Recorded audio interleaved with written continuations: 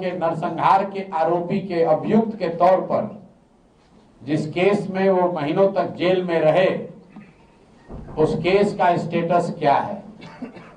उस केस में उनको बेल मिला है? वो केस क्लोज हुआ है? वो केस से वो बरी हुए हैं? या सिर्फ जो हमने आरोप लगाया था कि फर्जी डिग्री लगाकर अपने आप को नाबालिग बताकर उस केस से बाहर निकले हैं, इस पर भी उनके एफिडेविट में कुछ भी नहीं लिखा है। तो सम्राट चौधरी बोले या उनके पिताजी बोले, जवाब तो देना ही पड़ेगा। और अब तो तारापुर से चुनाव लड़ रहे हैं, तो उनके एफिडेविट को लीगली भी चैलेंज किया जाएगा। तो संभल जाएं।